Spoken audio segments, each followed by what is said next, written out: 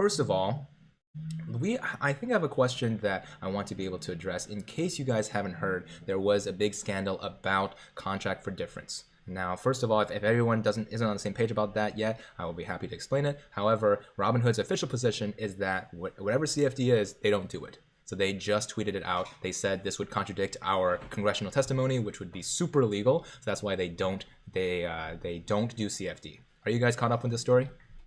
No, I'm not. Yeah, that's the first I've heard of it.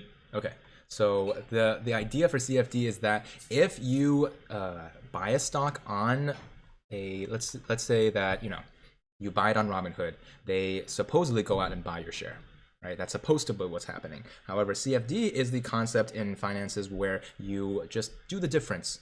At the end of the day, when you buy, they'll take a note of what you bought it at, and then when you sell, they'll just do the differencing without actually buying or selling on the market. So this is important for several different reasons. Mainly, it hurts the confidence of the retail investors if this is true. Right, so that's why until an official investigation, I don't want to put out any more misinformation until this is fully investigated.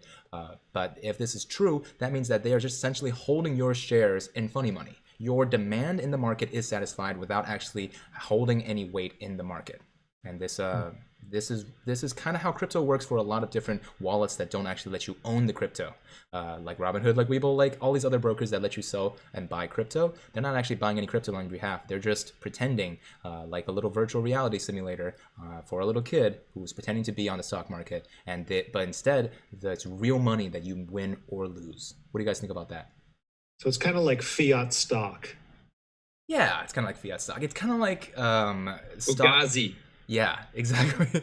It's funny money. It's right. It's like you get GME, but you don't actually have any weight in the market. So it's essentially like shorting, essentially, when it comes down to it. You think you have a stock, but they don't actually have your stock on file. They're just pretending like you do. So do you not have any voting rights either? I'm not sure about that. That's a good question. But their official position is that they don't do CFD, that they do not engage in that.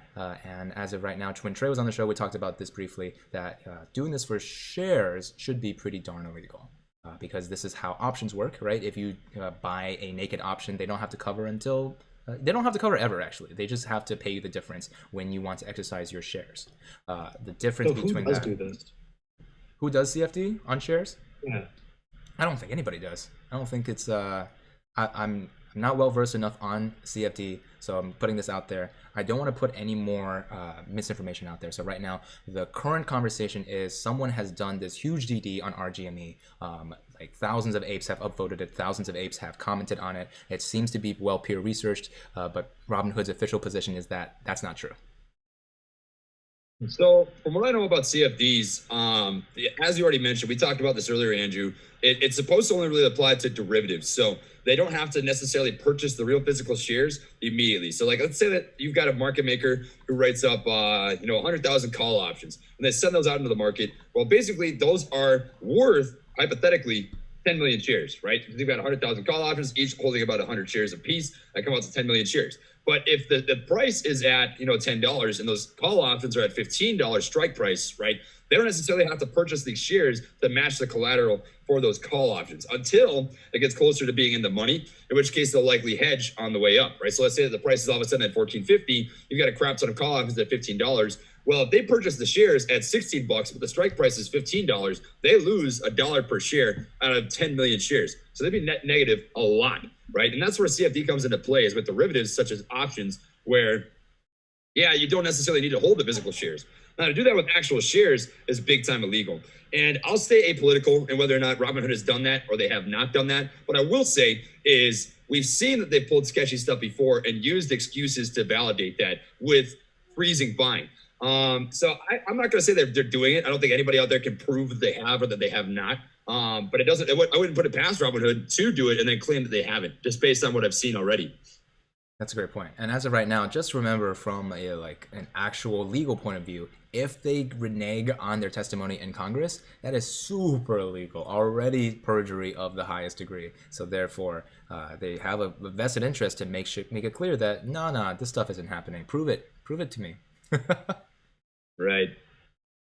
So here's something that I picked up in that hearing the other day that I thought was interesting when they were talking about naked shorts. And someone at the SEC, he was saying that the reason why we're seeing shorts well over 100%, it's not inherently illegal, but the reason why it happens is because in order to short a stock, all that shorter needs to do is have a reasonable degree of confidence that they can find the share that they're going to short.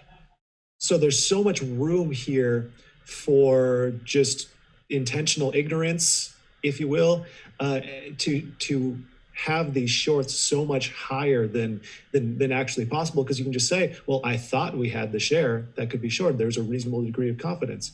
Like, I thought that was kind of interesting what they were saying. And that's the Well, that's reasonable huge, degree. Max. You can go ahead, Andrew. I'll add after you're done. Oh, sorry. I was just going to say that that is how American markets work. If there's a reasonable degree that you'll return this stolen car in a given amount of time with interest, sure, you can just steal this car right now. That's the problem with the system that we are currently in. And a couple of the ways that we can fix it is to get rid of this reasonable degree of certainty and replace it with a reasonable degree of uncertainty. That's how other markets, especially the European markets, work, where if you can't prove right now that you can provide this within a certain amount of time, there's no chance that you're going to be able to short a counterfeit short, for example, right? Or even create a counterfeit share, like a synthetic long.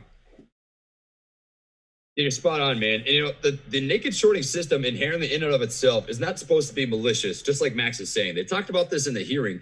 And essentially what it is let's say that you do have 100% short interest on a stock. You want to short the stock. You think you're going to get back some actual physical shares. So, hey, let's say that 2 days from now, I'm expecting to get back 10 million shares that I've lent out. And then, I'm going to spot 20 million shares because I'm expecting to get 20 million in return from somebody else who I've lended to. And then when I get that back, I can send out the real ones, take back the IOUs. Well, that's not illegal. That's why the naked shorting exists within the market. That's why they have, the policies that allow them to do that. However, it's being abused, right? It's maybe intentional ignorance, as Max has said, where they're like, okay, we know that we can have some loopholes here where, hey, if I am saying I expect to get 20 million shares back, so I'm gonna lend out 20 million of IOUs, and that'll create a higher actual overall short interest than exists for float, right? That's where the manipulation comes in, and it's being taken advantage of. So I don't know what the answer for that's going to be. Like, maybe you can only lend out shares that you actually physically own. Maybe you get rid of that IOU system overall. Maybe you just need more accountability. Maybe you need to slap people with X amount of fine per share that's sent out and lent out if it's not returned within 2 or 3 days, right? There's got to be some sort of system that's taken care of so you can get rid of that, because it is 100% being abused. It seems to me like that would actually be a perfect use case for NFTs. Like, you have this digital ownership of this share, verifiable publicly, and there's no one can tamper with it. Seems like the perfect use for it. So that's another thing about smart contracts, is that people, even in the GME hearing, we're talking about blockchain nonstop, and the idea is that has real-time clearing.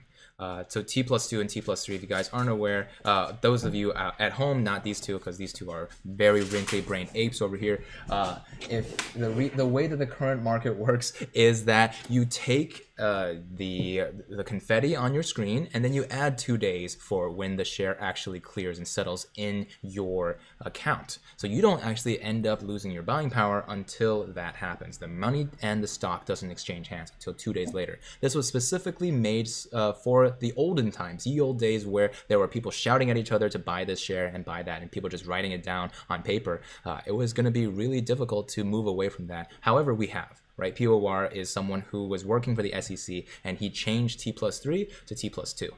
And now we only, instead of 3 days of waiting for your shares to settle, it's 2 days now. And he was advocating hard to on the GME hearing to make it to 1 or even 0, even real time, making sure that these exchanges happen when everyone is ready. Essentially, it's kind of like trying to set a date with your friends, and everyone's like, okay, but we always have to have 2 days in advance before we meet together. Well, how about just make sure that you have enough time to meet together in the first place? That would be like real-time settlement, or at the very least, give each other a 6-hour or maybe a whole day's worth of time. That might be like T+0 or T+1. What do you guys think about that? Yeah, I mean, he was saying that T+1 is totally doable right now. T0 isn't really. Which makes sense to me. There would have to be a complete overhaul, I think, to go from any amount of delay to instant. I think there's, going from 2 days to 1 day seems linear to me. in time wise, but going from 1 day to 0 in instant seems like it's probably a whole entire new system, like a blockchain or something like that, as opposed to just, it's like the difference between, I don't know, driving 50 miles an hour on the freeway and driving 75 miles an hour versus teleporting from point A to point B. It's a total different thing. That's a good point. Trey, your thoughts, and then I will add on to what Max just said. I think to kind of, I wouldn't say piggyback on what Max says, but to piggyback on what Max just said, I think it's a big shift. Not to say it's unrealistic, but I think to go to a T0 where your funds maybe settle instantly, that's just maybe out of the scope of reality at this point. You know what I mean? I don't know if blockchain is the answer. Maybe it is. I'd be interested to hear what you have to say, but I just don't know how that'd make that happen. I mean, it just seems like a whole different scenario where we're just not equipped for that yet. I mean, that's just a whole different ballgame. It's like going from the old flip phone to a smartphone. You know what I mean? It's just different systems. To tempt an oxymoron, I would say crazy rational ideas, as in ideas that are crazy for the system, but totally rational if you just explain it, such as abolishing naked shorts and even abolishing naked options when it comes down to it, is something that never reaches the Congress floor. Right. However, the idea of trading up to the blockchain has already been floated at the Congress floor. That would happen multiple times during that congressional hearing. So therefore, it is not crazy rational ideas anymore. It is now a seemingly plausible idea of integrating the stock market somehow with the blockchain. And the way that if you guys want a 10-second explanation of how the blockchain would work in this case, it would be just a bunch of people watching transactions, and when someone says a transaction happened, if enough people vote to say that did actually happen and write it down in their ledger, that would be how real time it would work. Right? If I shout out into the ether, hey, I just paid for Trey's share of GME at this price, if enough people shout that out as well, then that verifies my trade. It's decentralized. Enough people have to shout it out in order to vote for my trade to actually happen. That said, it is just a way to verify, not a way to actually happen. So it doesn't have to, you don't have to democratize the actual process of buying and selling a trade. So that has happened already on the Congress floor of just discussing the possibility. To Max's idea that it would be linear to go from T+2 to T+1, fair enough, but it's kind of like saying we already know the solution. It's real time or T+0. And instead of getting there right now, we are trying to get this intermediary step because 1 is between 2 and 0. Right? And that's kind of like saying before reporting a murder, you have to wait 2 days right now, but instead let's make it wait 1 day instead. Like, we know it's wrong, and yet we still want to go this linear step before we get to T+0. So that's the kind of way to think about it. Yeah, don't get me wrong. I think it should go to 0, but I'm just saying it's a whole different thing to go from 2 to 1 versus 2 to 0. But also we have to remember, even blockchain isn't technically, like if you buy Bitcoin or transfer it to a new account, that's not even technically instant. Like if you do, I mean, I've done it many times. You transfer your Bitcoin from one account to another. It takes 3 confirmations, which is about 10 minutes per confirmation. 30 minutes it's in your account because, it has to be verified, 60 times before it gets sent to the final destination. Right. So it's not an instant, T plus 30 minutes, if you will. Yeah, T plus 30 minutes, much closer to T plus 0, which is 0 days, roughly like 6 hours is what they've been floating. But yeah.